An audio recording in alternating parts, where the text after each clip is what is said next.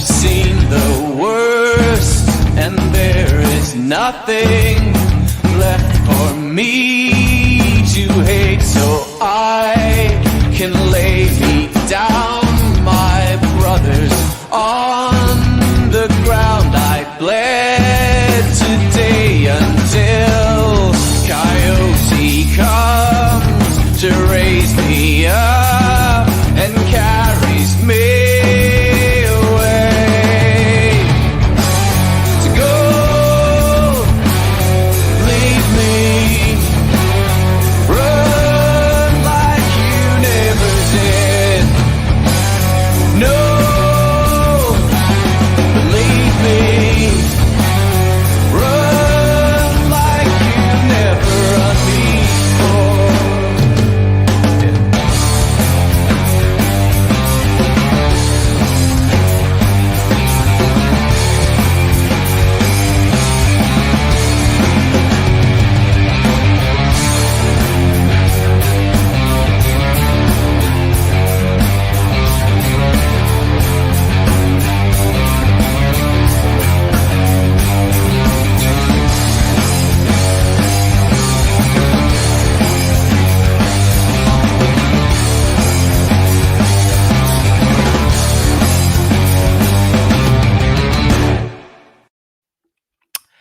Good evening. Welcome to the Scottish Rugby podcast. I'm John Anderson. I'm clearly not Cammy Black. I know it posts on the social media stuff sometimes that Cammy Black's planning to go live. It's just the way it's set up. But it is me, John Anderson. Hi. Tonight I am joined. We should be joined by Jonny anytime soon, assuming that an 85 mile an hour journey home has went successfully. But for now, I'm joined by Craig. Good evening, Craig. Good evening, all. How are we doing? We are here representing the Scottish Rugby blog. Obviously, I think we don't mention it enough actually on the podcast, but now that we're kind of not needing to mention other sponsors, I think we should probably, encourage people to head over to scottishrugbyblog.com, check out some of the articles that are on there. My favourite recent article, we used to look at articles quite a lot in the podcast, but my favourite recent one was someone written why also is the greatest.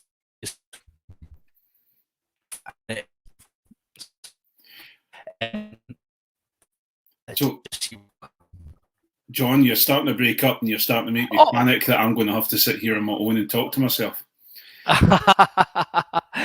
Right, let's see what we can do about that. But for now, let's just crack on. I guess we need to mention the Patreon page. So if you like what we do in the podcast, please head on over Scottish Rugby Patreon. For £3 a month, you can get yourself exclusive content, exclusive podcasts. You can also get yourself the new format that we have.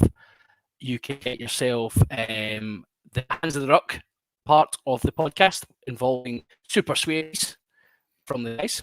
For £5 a month, you can get all of the above, plus you'll get your name read out on the podcast. So if you like what we do, please send... You're okay, John. You're coming through. You're all right. I'm still coming through. That's good. Yeah. That's good.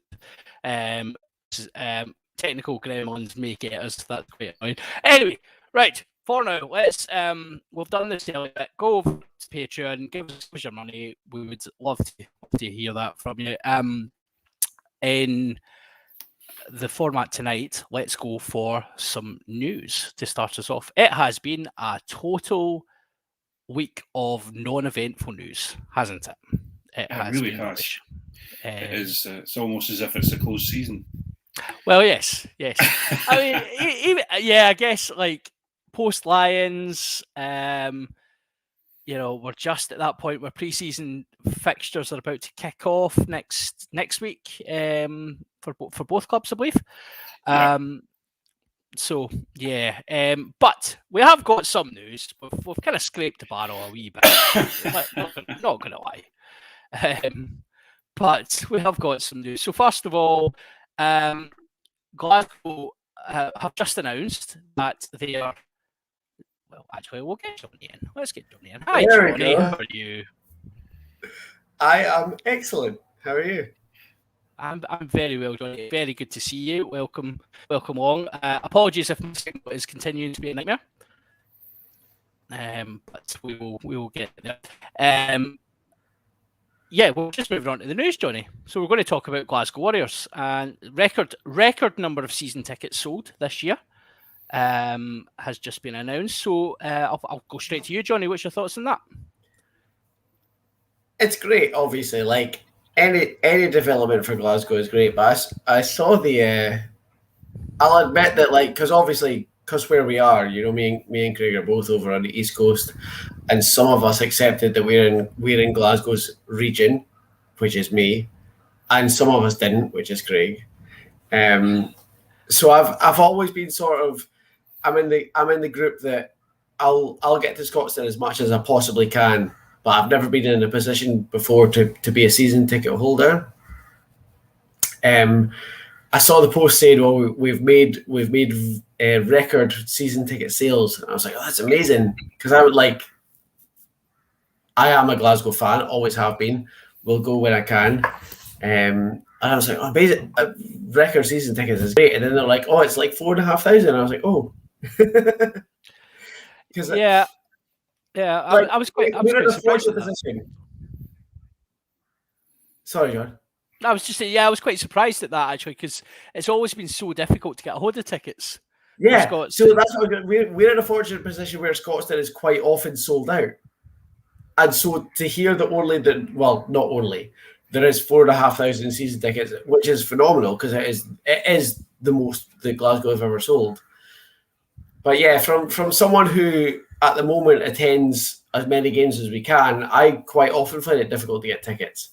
So to hear that it's only 4,500 are season tickets, I don't know. It's kind of like, on the one hand, it's like, well, that's great because there's a lot of people that obviously occasionally want to go and see Glasgow. But on the other hand, when we heard it's a record and then you go, oh, it's 4,500, it's a bit. Yeah, it's a bit pissed, to be perfectly honest, but You'd kill for those numbers over your way. Well, actually, I think we've done all right. We're actually we've had record sales as well. And to just feed back on Jonny's wee point about me being on the East Coast and choosing out with my region, I was born in Edinburgh. So as far as I'm concerned, and at the point when I was really getting into Edinburgh rugby, I was a season ticket holder and I could park actually at Murrayfield, which is fantastic compared to going through in let's say leave my car in dubious places near Scotstoun. So now this, unfortunately the new stadium has kind of put a kibosh on us getting to park on Murrayfield. But I still support my Edinburgh. I'm orange and blue, or red and black, which was actually the colour when I first started. But season tickets are an odd one. We obviously need to try and pack Edinburgh, the tent, as Jonny keeps calling it, and you keep calling it a gazebo. A gazebo. You need to pack got it. A lot of names. Pick your one. What you seem to forget is that Glasgow Warriors Stadium was half tent when it first started as well. So you need to give us a wee bit of a break on that one. I think it's good.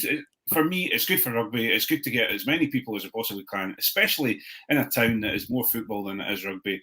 To have record season ticket sales for Glasgow, it gets more money into the team, and hopefully into the SRU coffers, and they can start spending that a bit more on Edinburgh again.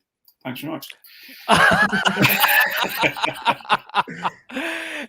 So we should probably caveat that by saying we do not believe that either team are favoured by the SRU.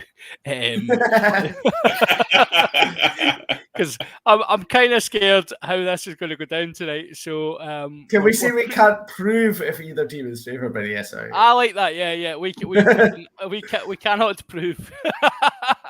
I did notice that you're wearing a Worcester Warriors top tonight, which is a little bit of a knife in my heart, to be perfectly honest. So, yeah, I know. I was thinking. I was just like, what's going to wind Craig up the most? I went through the cupboard and I was like, I will start it. Actually, do you know, it was actually because it's quite a bright colour. This is how simplistic my choice was. Because it was quite a bright colour, I was in the cupboard and I was like, that'll do. Yes, let's go. Oh yeah, there. And then I thought about the context of Duhan and roller racers, and it made it all the sweeter. I'll be honest. Yeah, the fact that we've got twice as many lions as you know. But they are still coached by the Bull Solomons, so take everything with a pinch of salt, I guess. So, speaking of the guys from the other side, some of you will. There's been a few comments coming in. Are you still broadcasting from under? Yes, I was Agent Anderson undercover. At the weekend there, I was over in the dodgy end of town, as they call it.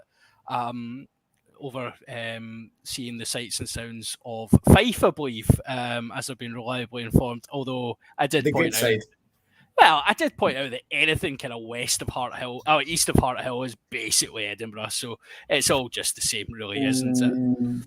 Were you actually over in Fife? I was at the Sea Life Centre. Oh yeah, that case, yeah, you were in Fife, yeah. It's a real shame we should have got at least the bridge money off you for coming across it. Well, do you know, as a man based in Erskine these days, I'm glad there is no bridge money because honestly, that must have been a nightmare, right? But anywho, so speaking of Edinburgh and speaking of money, Edinburgh have announced a new principal sponsor. The Scottish Building Society, probably come as no surprise to most, have been announced as the main club partner in a deal lasting. Unlike player contracts, they have stated it is a 4-season deal, which in our kind of barometer would be a long term?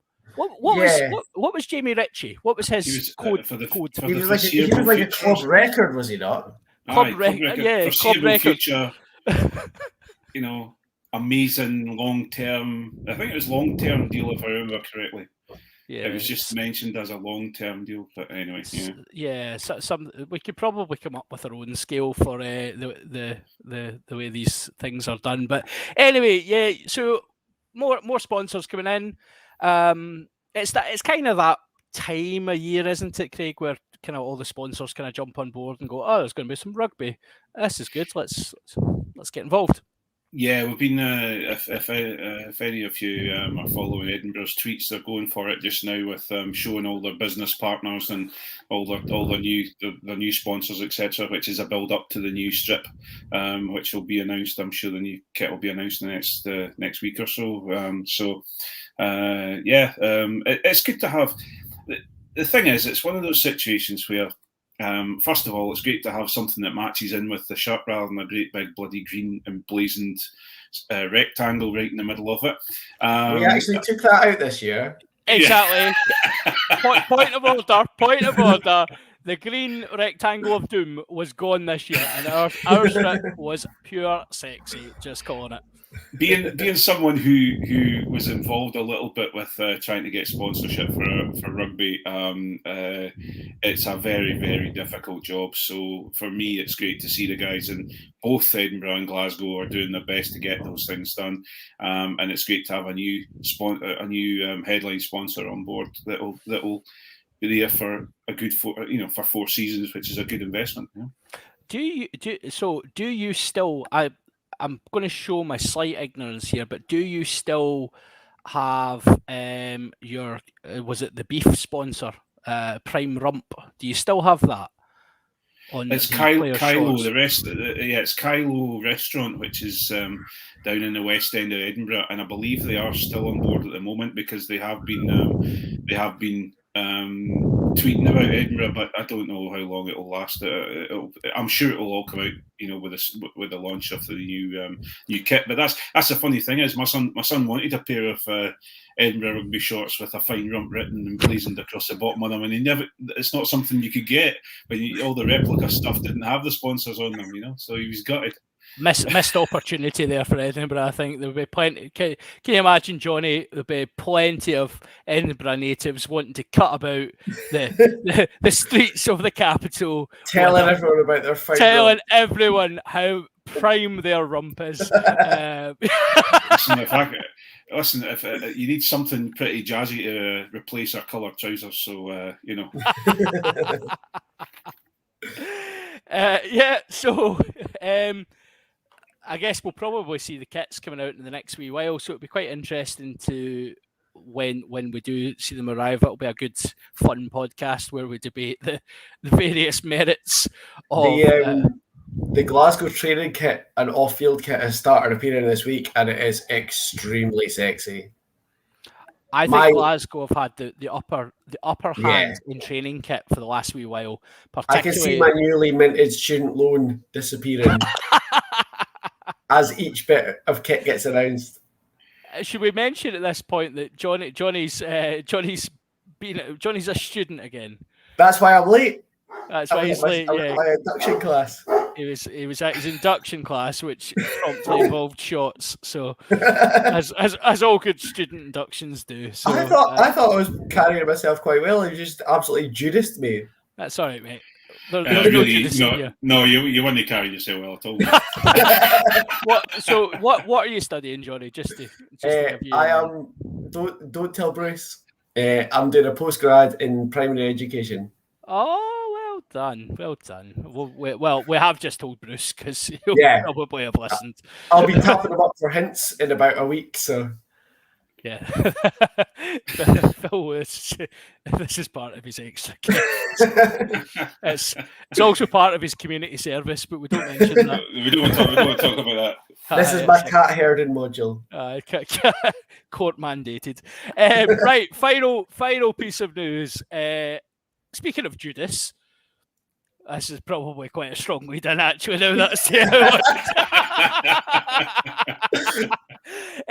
Tim Swenson has announced that he's going to stay with the Saracens for another season. He's enjoying retirement more than anyone I've ever met.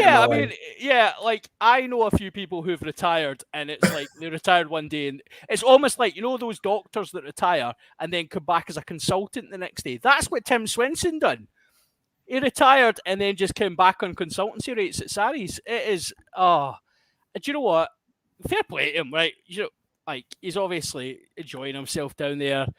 He's just played a season in the Championship, so he probably did enjoy his rugby because he would have been like the 13th best player in the Championship after 12 of his teammates. But it's do you know what? I'm gonna call it right now. It actually sticks in my craw a wee bit. The whole I'm retiring, I'm no retiring thing. That is a poor look for me. It's horrible. I don't like it. I said the same with Juan Smith, the South African boy who retired with an ankle injury, and then 2-on came calling, and all of a sudden he was fit to play. Yeah, it was Goosen, was it not? Oh, there was Goosen as well. There's been he retired from Montpellier back to the family farm to get out of a contract. And then fucking reappear. Yeah, we're not saying that Tim Swenson has done anything like that. Obviously, he was out of contract at Glasgow, but yeah, it does. Craig, give us a not so neutral view, but give us a non-passionate view on this. Well, he was found outside in a car park, letting some earth going down out his pockets, out onto his shoes because he was digging a tunnel to get out of Glasgow, and then he found out that he just needed to retire, and then he could I could just retire and I can run away. Listen, the thing is, it's one of those situations. He's decided he's going to be the head guy at the Players Association, the Scottish Players Association. He's going to do all this. He's set up for retirement, retired, and then realised he made a huge mistake. And he got an offer to go and play for, at that time, one of the top teams in the English Premiership, which has been quoted many times as the best championship in the entire world ever, until the ultimate rugby smash up is coming along. Rugby smash up. So I think we should have a pay for was it a paywall fight thing for the two against the two rugby championships? Anyway, that's a different story. But no, I think he just got the opportunity and he's taken it. And then they've realised they're going to lose all their players because they're going out the championship for a year, so they've kept him on. And he's played, from what I'm being told, he's played quite well. So if he's on for another year, he'll get smashed up this year, get thrown the ball, and he'll do all the stuff when all the internationals are away doing their international duties, and that's exactly what they need. And then I just wish that both Glasgow and Edinburgh could do business like that and not just have to survive on either youngsters coming through or South Africans coming across to bolster the teams. So it's good business for them both. Yeah, I think that is fair. I guess. Do you know what? We've talked a lot about the business of rugby on this podcast, and it is a professional environment and it's a short career. It's even shorter if you retire and then unretire, I guess. But fair play to him if he's getting a decent pension top up down there. I'm sure he will be. I think also, you've got to take into account if it's something he's always wanted to do is to play for a top level club. He'd have to go to Saracens to get that rather than Glasgow. Anyway, that was a cute little dig there. Did you like that? I quite like that. I quite like that. That makes me feel a lot less bad about all the times I've not even cutely just smashed it. To be fair to him, Glasgow would have never offered him the opportunity to almost single-handedly destroy the concept of the Barbarians, though. So this is true. Yes, very true. That is very true. Yeah, I still haven't forgiven that Barbarian crew for that. That was unacceptable behaviour. So yeah, not happy with that. Okay, shall we? That's the news. We've actually done not too bad. That was 20 minutes. We've talked nonsense about the news. Shall we move on to our next feature? I don't know. Has Cammy done jingles for these? I don't think he has. I don't think so. He has got a jingle coming about. Right, 6, okay. But, so as you can see, I'm fresh behind the ears trying to work this all out tonight. So let's talk Super 6 in our best of 6 feature. Three. I'm gonna say one exciting fixture this week. 3 decent fixtures. But I'll pass to you, Jonny. First of all, we'll kind of go through the games in a wee minute, but first pass at you. What was your take on the fixtures this weekend? Right.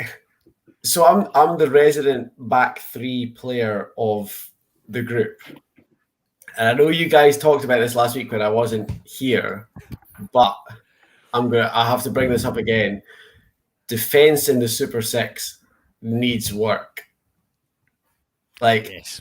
A lot of, and I'm we've done this before, but we're going to do it again. A lot of outside backs in the Super 6 are getting badly sold out because in the Bears Stirling County game this weekend, Bears Southern Knights. Southern Knights, sorry, yeah. Even Chris Patterson on comms was saying for Boroughmuir's try that Southern Knights fullback had to cover basically half the pitch to make up for the amount of space that he was left with, and that's at that level that is not good enough. I made a very similar point, actually. I took some notes regarding this. Yes, I did actually prepare. I have a pen in my hand. That's right, boys. This is serious times. I know, right? I know. I made the point, actually, for the Heriots Watsonians game, that actually the tries, Heriots tries were all far, as a defence coach, you would be tearing your hair out. They were far too easy. There wasn't much going on actually in front of them. It wasn't you can watch a try and go, do you know what? I can see how that happened. Creative play, there's build up of pressure, and there's a wee bit here and there. It was just simple misalignment in defence, and I noticed. I think it was the try in the second half. The gap, it was the 13 in particular. Like, again, we rely on 13s now. As most defensive structures rely on 13 to kind of lead that initial charge, and then you dogleg with the back three. But the 13, the gap between 12 and 13, it was just inviting people to come through it. Yeah. And it was just too easy. And I don't want to be negative. And actually, we're going to go on to talk. I think. Well, I've got some talking points as well. I think that's how this works. Why not? Absolutely. I'm in charge. I'm going to say what I want. But hasn't stopped you before. No, that's very true. It hasn't. Cheeky beggar. There has been some improvements in certain areas within the Super Six, but the concern is that we're still treating that as it is meant to be the level down from Glasgow and Edinburgh. That's where it's been put out. And if you watch Glasgow and Edinburgh, even at their worst in the Pro X whatever over the last couple of seasons, the step up from what we're seeing in Super Six defences and what you see in the Pro X is vast. If you run a decent first phase move in Super Six with a good running line, you will score. Yeah. And at pro level, that's not acceptable.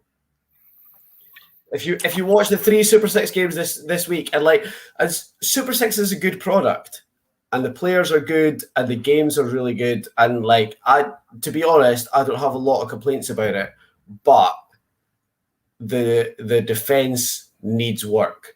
Because if you, over the 3 games this weekend, if you saw someone run a good first phase move where someone's hitting a decent line, they scored every time.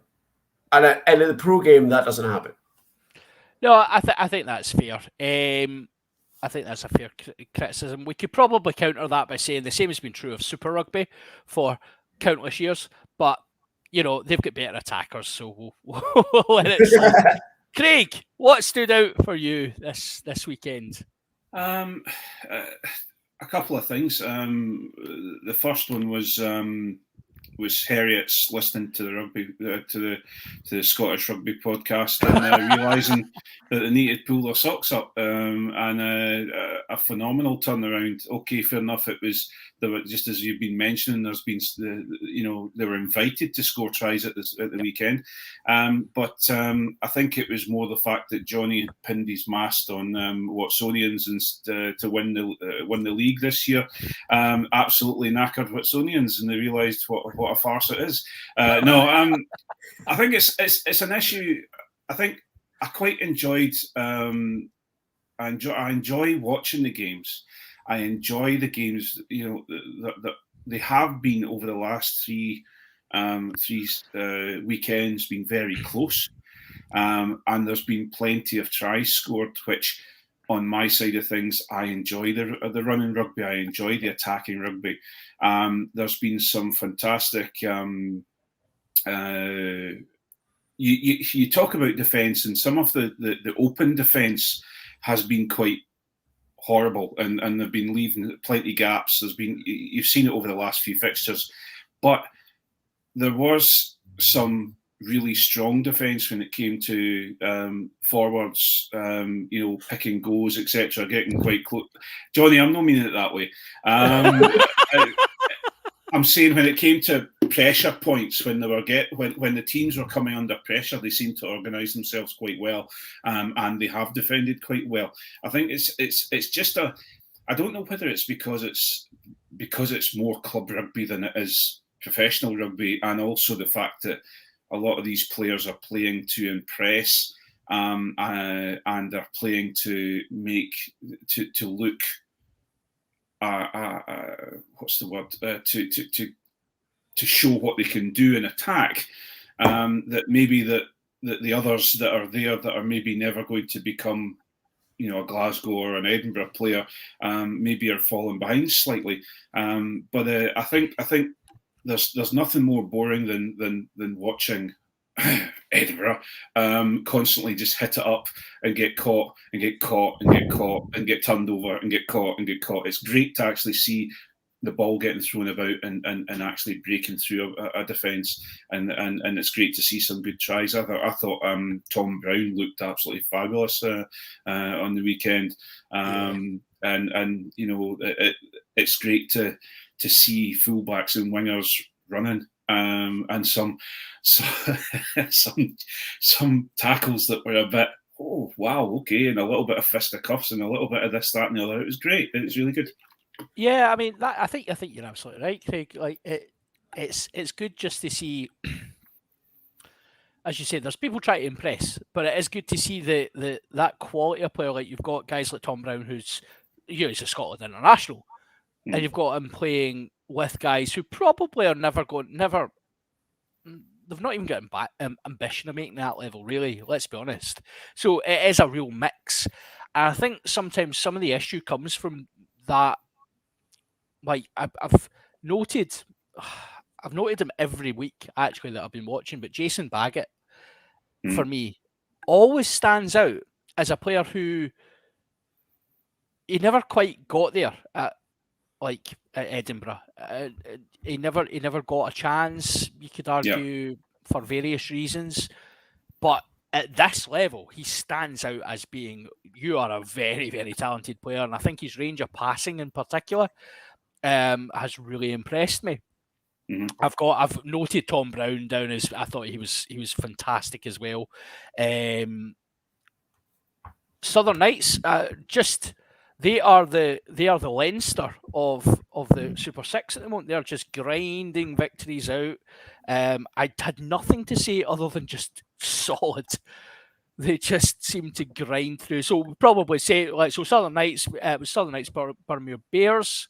Loving the names, by the way. Apart from Southern Knights, a bit strange, but anyway. I'm not going to go into my accent. I've got enough hassle for the accents before. So I'm not going to no, we've got plenty of time to cause problems, Craig. Give it a wee 10-15 minutes yet. So Southern Knights won 22-13. As I said, there was some interesting play in that one. Heriot's Watsonians, it was 26-8 to Heriot's, and you know, in that case, I thought that was a fair representation. Actually, I thought Heriot's were far superior to Watsonians across the piece, and yeah, they basically invited them, as you said, Craig, to score some tries. Shall we go on to the fixture of the weekend, though? Let's see what we've got to say about this one. Stirling County, Ayr. Do Ayr have a moniker? Do they have a name? Ayrshire Bulls. It's Ayrshire the Bulls, Bulls. isn't it? So Yeah, it is. yeah. I should have remembered that. Of course they are. They are the Bulls. What a game of rugby, by the way. That was wild. I have to say that one of the things it does, and this is like a standing thing, is the accessibility of Super Six. I think so far has been absolutely brilliant. Because contrary to what some people will say, I actually have had quite a busy week, and even still, I've found it really, really easy when I've had time to get onto YouTube, onto iPlayer, and you can always find Super Six, whether it's highlights, whether it's full game replays. And I think they've done a really, really good job. So anybody who has not watched that game yet has got to go and watch it. I agree with you. I think the highlights package in particular has been really, really strong so far. And I know I've taken some flack in the past from various people who have had to watch this podcast due to their position of employment regarding my view on the Super Six and maybe being a tad cynical and a tad negative. I think the quality of production of what they've been putting out has been very, very strong. It reminds me a lot actually of the BBC Alba days with the pro clubs. The style, it's at that level where the style is still, I think you're absolutely right, use the term accessible. It's still quite rough and ready, but it's enough and to make it seem like a professional product. So I've been very impressed with that. Yeah, so we've actually let's just do this comment first, right, and we'll come back to that. So Stirling County, Speaking of attack, Ben Cairns, Stirling County seem to have something about them. Do you think he'll end up as a pro attack coach? I'll come over to you, Craig. Ben Cairns was an Edinburgh boy. Mhm. You've seen Stirling in action. What's your take on him as a coach so far? A mixture of two things. The negative, I guess, would be if something was going to happen, should it not have happened before now? On that side of things. But on the other side of things, watching Stirling play the last couple of games, the last couple of weekends, they have been very good. They've been cutting great lines, great attack lines. They've been catching the as Jonny has said before, they've been catching defences off guard. They've been pulling the defences in and creating lots and lots of space out in the backfield. So I think he's maybe he's maybe the Scott Robinson of the Super Six. But the worry I have is that has he got enough to, if he did come up to the pros, has he got enough, to continue that way? Is he being shown off at the moment because defences aren't great? But on the other side of things, if we can, everyone's kind of going down the Tooney route. Everyone's kind of going down I remember Sean Lenine started it with the Scottish Rugby blueprint, and everyone's talking about backs moves, using it, creating space, using the ball, keeping the KBA, keep the ball alive, all these different things, and that seems to be the way the rugby's going. So yeah, I think he's the one that's using it to the best advantage at this moment in time. Yeah, so let's. I think that's a fair point. I think you can't really tell much about a coach in the Super Six just now in terms of attack because the quality of defence isn't there. So the Stirling Air game, it finished 30 points to 28 to Stirling.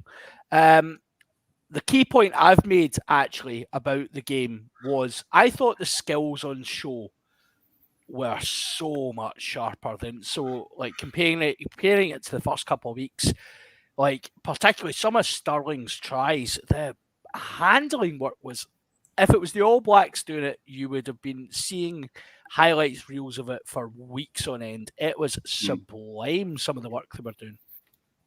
Yeah, it was by far the most pro-ready display I think we've seen.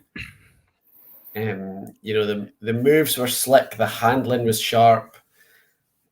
They were Stirling especially were prepared for that game to the point that they executed their game plan really, really well, and all their moves came off. And when, like we've said earlier, if your moves come off, you're not dealing with a pro level defense. So if you've got moves that you can call, that you can execute well, the defense can't cope with it, and that's how you score. And they showed that really, really well at the weekend. I hope somebody's bought Craig Robertson a wheelbarrow to carry his minerals around with, because I would not have liked to have been the person making that kick. But yeah, his tweet regarding that was quite funny. Oh, I love that. I like that a lot. Yeah, I showed a lot of humility actually.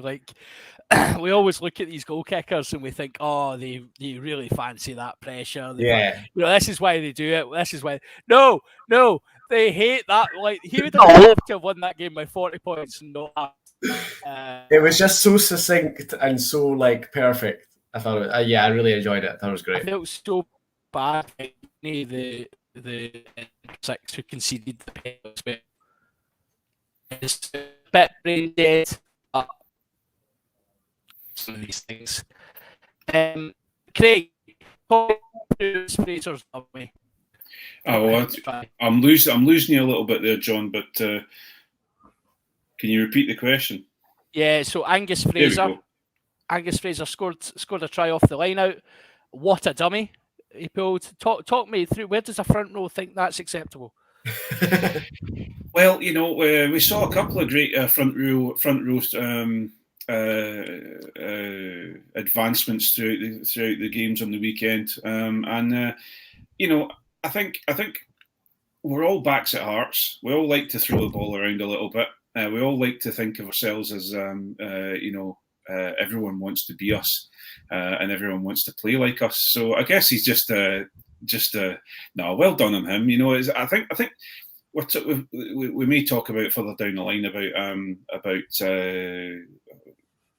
forwards becoming more mobile and put, being able to step and all these different things. I think that's coming through the youth setup. It's coming through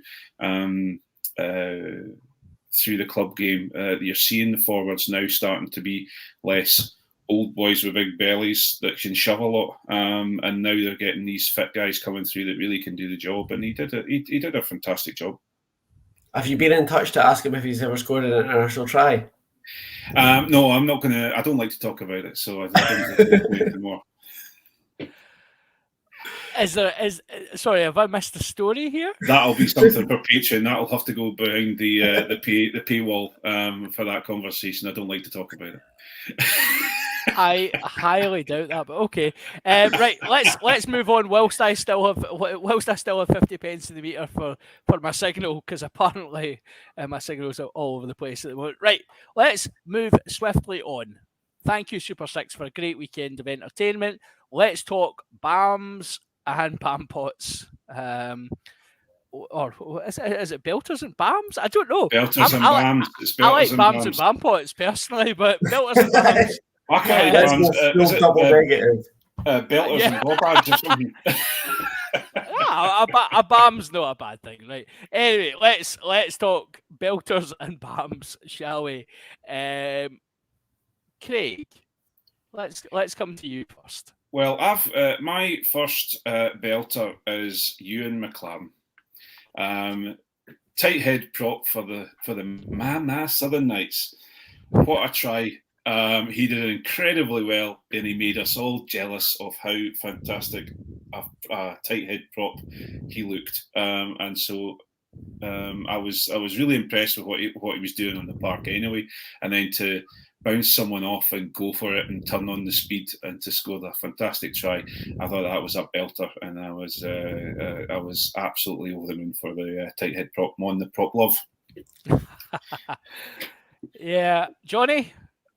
My belter, although we've touched on it already, is how easy it is to watch Super Six, because I think in terms of where the competition is and the product that's on display and stuff, we have to make it as easy to see as possible. And I think the options for watching it are absolutely brilliant.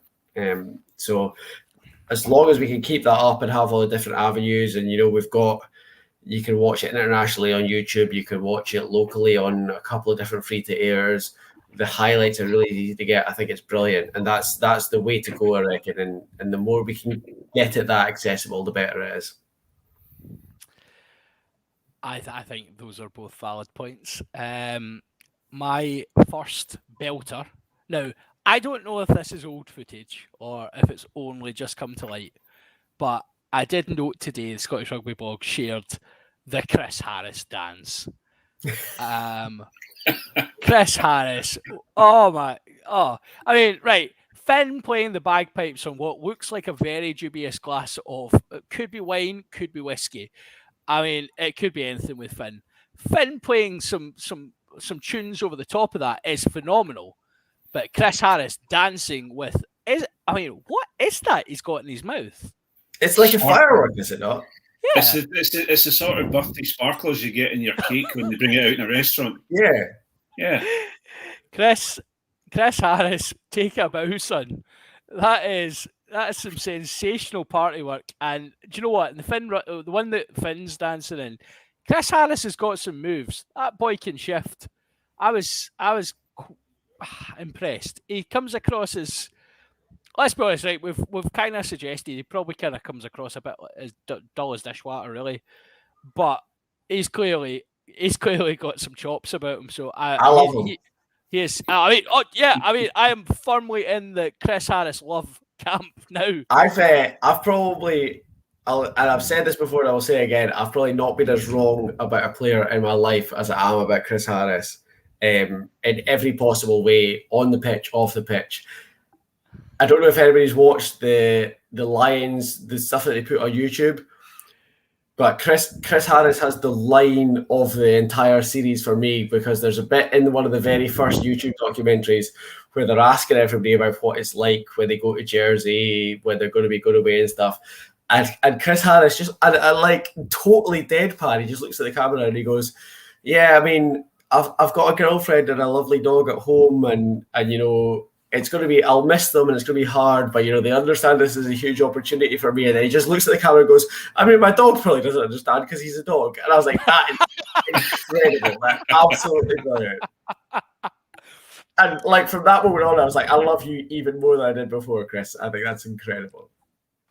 It's hard to love Chris Harris more than we did that night in Paris. I mean, that is that the title of Chris Harris's sex tape? One night in Paris. Yeah. And there it is. That's how we get it. But no, I think it's. I think we're still in such a privileged position in rugby that we still get to see some of the personality coming through in these players. And, you know, the joke about Finn Russell when he came on in the Lions tour, you know, the deciding test after 10 minutes. I was advocating for 8, but, you know, apparently 10 was enough. And he was drinking out you know, a nondescript black can that could have been anything from water to mojito or anything in between. It was just great to see, and obviously the guys have kind of continued to enjoy themselves, and I think we need that. Like, we all take the game so seriously. Well, some of us take it seriously, but you know, these guys they're professionals, but they're also, like, we like to see that personality coming through. In 10 years, that's definitely going to be energy drink that he was drinking because it feeds his narrative. 100%, and I'm pretty sure it was anyway, because we read a lot about players being told to take some caffeine before going on and stuff like that, and nobody would give him Haribo, so he got some energy drink instead. Maybe they didn't have Haribo in South Africa. Maybe it wasn't on the rider. They asked him, but fresh out of Haribo. Sorry, Finn.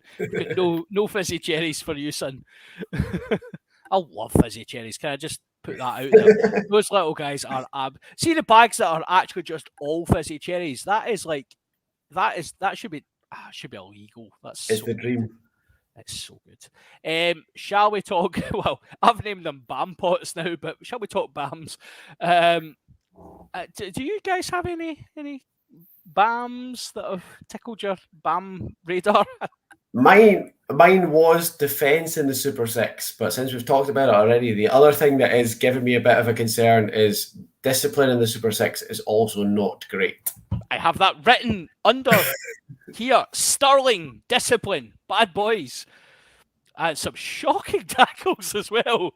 And it's not like this weekend. Obviously, it's particularly pointed because it did. Although you never want to single anybody out, it did cost Ayr a game. Yep. Because had it not been for that ridiculous kick, they had that game won. And it wasn't a necessary penalty to give away. It's weird in rugby that we're all aware of the concept of a necessary penalty. That was not one. It was a brain dead penalty. It was so stupid. It really was. And that's a particularly pointed example, but the discipline for the last few weeks in the Super Six has not been great. And it is an issue. I think that's kind of where my point is going to be going as well. I'm in a real juxtaposition here because I absolutely love the flowing rugby, the rugby that's not stop-start, the rugby that's not, no referees coaching on the field, none of the garbage that goes on in the pro game, and the games are really. It reminds you how rugby really should be. On the flip side of that, when you're talking about discipline and different things like that.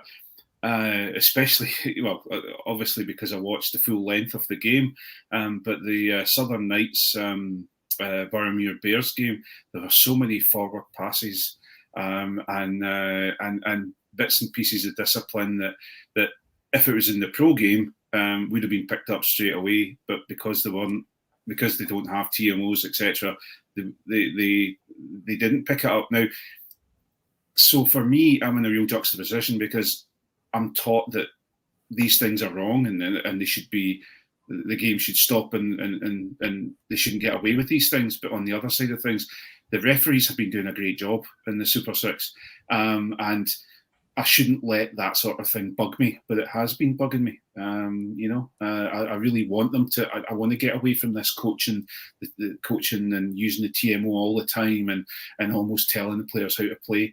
But on the other side of things, you're losing a little bit of the skills, if you know what I mean. The forward passes are being rewarded rather than unrewarded.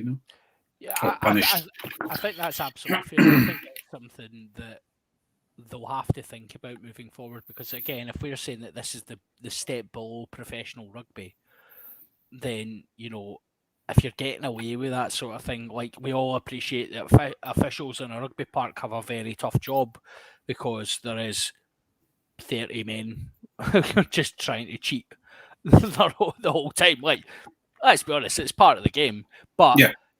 we have systems in place to try and do our best. Like, I think it's been a really positive step that now you see handbags and you see people grabbing at each other, and there's none of the actually just walloping each other, which there was at the weekend in the Super Six. Someone got absolutely clubbed. I can't remember which game, but I remember going, whoo! If you're a TMO, it's a straight red. It's a straight red in the professional game, and you can't get away with that in the professional game because there's cameras everywhere. So to be giving these guys kind of free range just now to almost learn those behaviours as being acceptable, I just think it's a bad look. But maybe that's something as the Super Six comes into a wee bit more maturity as a product. Maybe they would look at having. They've got a video partner, obviously, in Free Sports. So it's maybe something they can look at moving forward. But I think your points are absolutely valid. Shall we go on to my BAM/BAM pot before we? So we'll save it for last so that we can finish on a high and then get shut down. So I actually had in my belters, I had the open letter from the Wasps supporters club. Is this not going into Hands in the Ruck? No, it's not, Cammy. Cammy's encouraged me to do this here. Okay, so. okay. Can we talk about it again in Hands in the Ruck? Because I've got a PG and a non-PG version of my response to this. Yeah. Wait a second. What I will do just in advance of this is, here we go.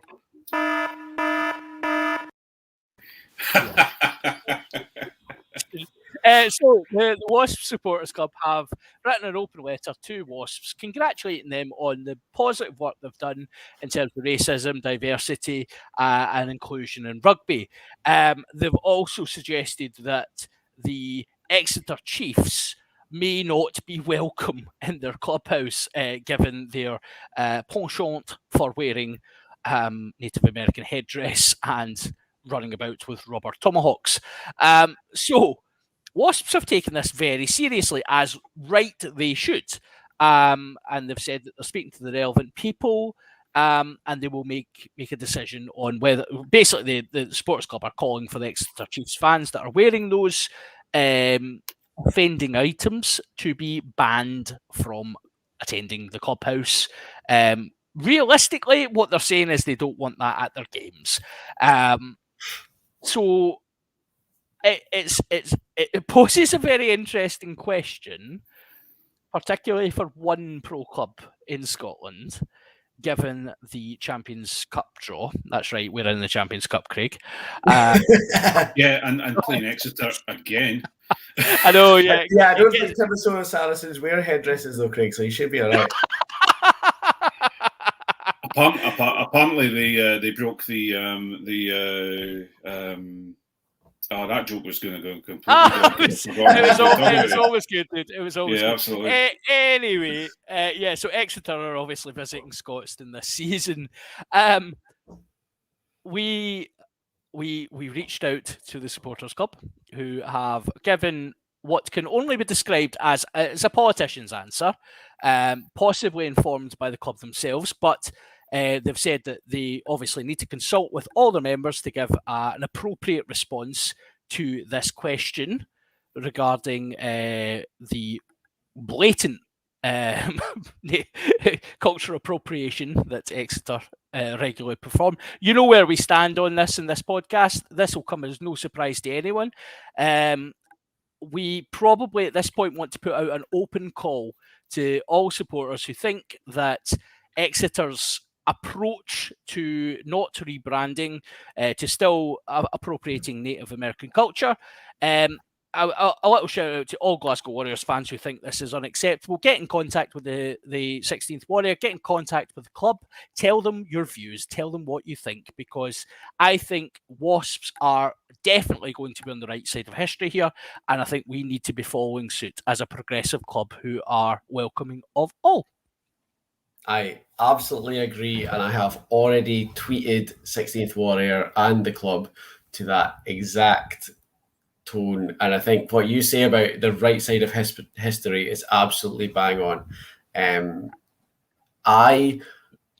Ideally, I would like Tony Rowe to wake up and realise that he is completely in the wrong, and to change Exeter's branding himself. That has obviously, over the last 18 months to 2 years, showed itself that that's not going to be the case. So I think that the route to go down is that they make it so untenable through other clubs, through TV suppliers, through the league, through the EPCR, to say that they will not accept that anymore. That's not, like, hands up, that is not what I want to happen. But if that's the way that Exeter changes their branding, I will take that. Yeah. Like, I'd rather Exeter does it themselves. That's obviously now not going to be the case, I think. So let's have pressure from every other angle until they do change it, and that's, I think, the way to go. 100%. I think part of the criticism of this whole scenario has been national broadcasters like BT Sports regularly playing the tomahawk chop and playing footage. It was really interesting. I saw was it an advert? It might be you shared this actually, Johnny. It was an advert for match stewards at Exeter, and it was a guy in the full headdress talking to a match steward. It was just so telling. Like there was so many different pictures you could have used for that situation, and it is really telling that they really doubled down on that. So yeah, we would put out and you know what, even if you're not a Glasgow fan, but you stand against racism and cultural appropriation, and you believe this is a rubbish situation, please just get in contact with people and just make your views heard, because together we can actually have an influence in this. And I think the more we put pressure on supporters clubs and the club themselves to actually make change on this, it's really important. So I think also if there's those out there that don't fully understand all of the ins and outs of things, have a good look at Exeter Chiefs for Change. 100%. Yeah. You know, these guys are they not everybody at the club are. My word, I could use the word indoctrinated like this. They don't. It's not as bad. It is bad. We have to change, and they have to change. And there's a lot of people within Exeter who are wanting it to change. And I think if people do a little bit of internet searching, they'll get pretty wild views and pretty normal views, but some excellent bits and pieces from Exeter Chiefs for Change. The Chiefs for Change do a really good job of taking some of those frequently asked questions that perhaps some of our more gammon-orientated fellows may ask. They do a really good job of presenting facts. It's a factual based. They've done the research. They know fine well. Because for every supporter shouting, for every 10 supporters shouting that you really need to change this, there's always going to be one who comes on and is like, well, where are the Native Americans who are offended by this? and the evidence is there. They've done the research. They've done the work to show actually that this is a huge issue. And yeah, absolutely, Craig, echo your views there. Go and give them a follow on Twitter. Go and give them a view. See what they've got to say. Make up your own minds as well. But Yeah. you know, we're on a particular side on this front, and you know, Yes. we think we are on the right side of history, as we've said a number of times. So we will respectfully disagree with you if you think otherwise. But Yeah. that's we can point you to who the people are as well. So when Wasps say we're gonna discuss this with the relevant people, the relevant people are people like Mel from Iroquois Roots Rugby, who wrote to Exeter and said, we would like you to change your branding, who's an actual First Nations person.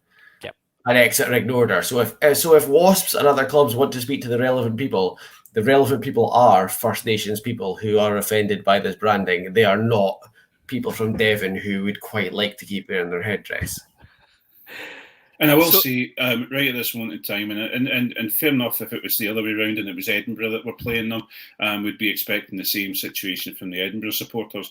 But what I would like to know is, okay, let 16th Warrior, let's see, ask your members. Don't you just blow people off? Yep. Go and do something about this, because as far as I'm concerned, the spotlight's on you now, and you've got the opportunity to turn around and you know, whether we joke and laugh about how Edinburgh doesn't like Glasgow and Glasgow doesn't, we like Glasgow. Glasgow Warriors are a good team. They have good supporters. They have a fantastic, you know, when I've ever been to Scotstoun, whenever I've been to Scotstoun, apart from the quinoa bars and the beard oil dispenser, I quite like it. Okay. As far as I'm concerned, stand up, do the right thing.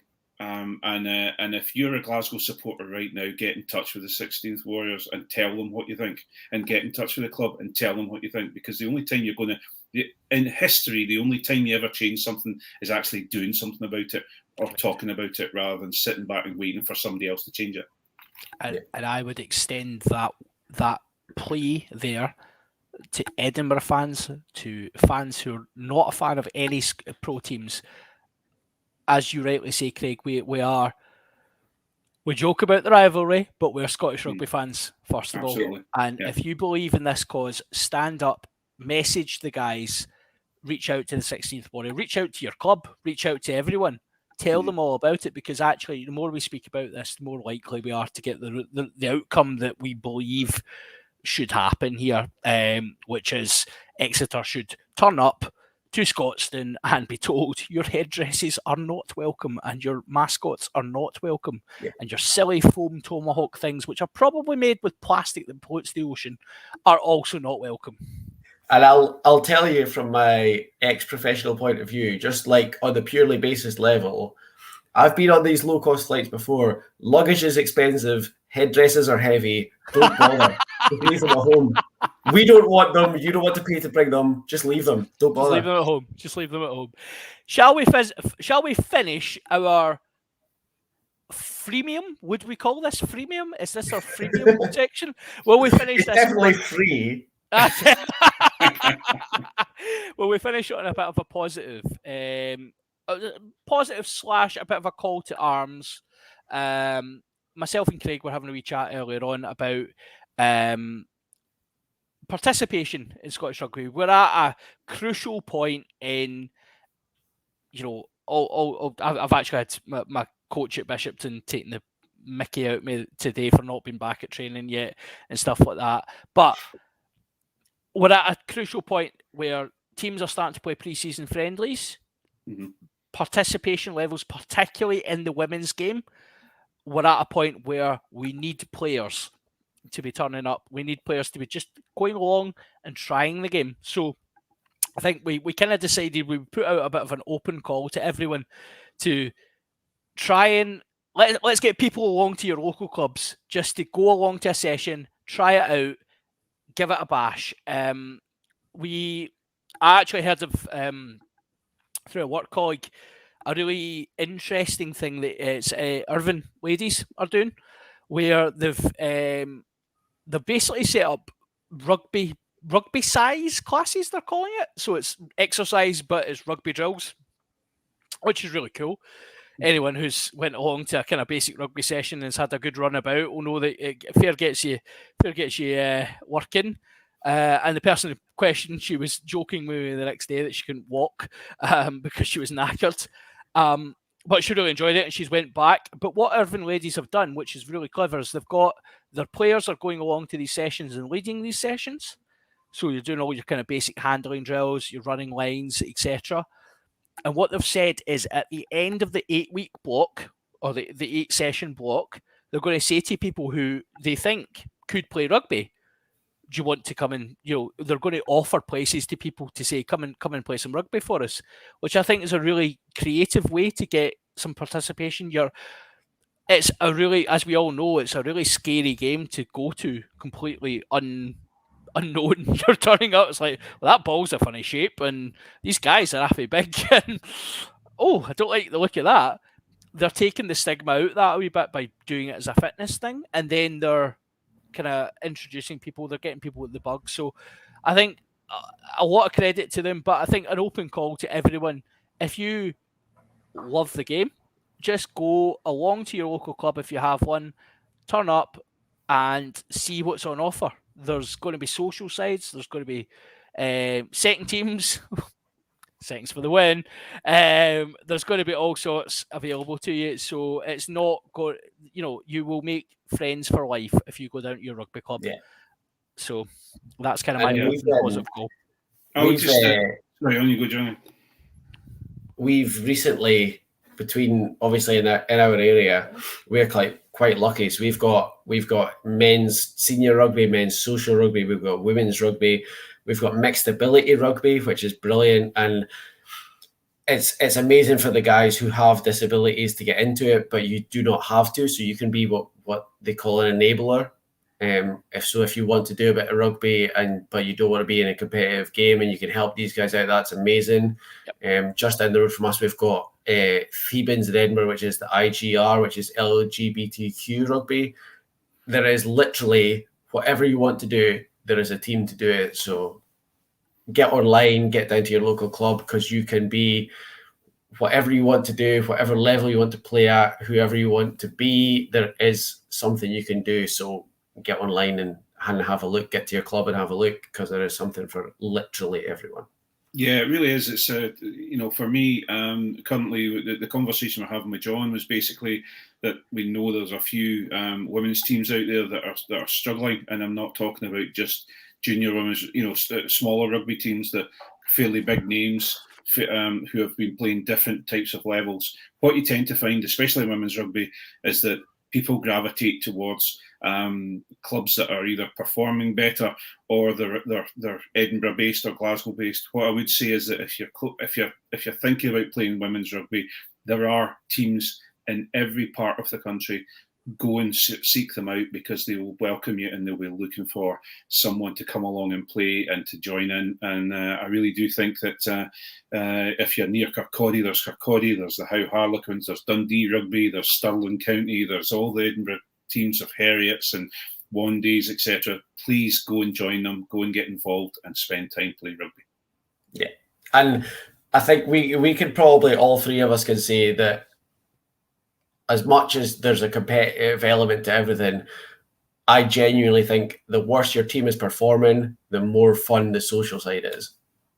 So yeah, definitely. Don't worry about being the best in the world. If you go along and you're on a team that gets beat, you'll enjoy your beer just as much as you do if you're on a team that's winning the league. It's everything about it is enjoyable, whether you win or lose. It's what's always been the attraction for rugby. So that sounds like a really positive note to end on, doesn't it? Absolutely. So I'm going to try and now figure out, so if you guys could just fill for a wee second whilst I try and figure out how to end the stream for our non-Patreon listeners. As I said, it's the first time I've done this, so Cammy did say it was slightly footery.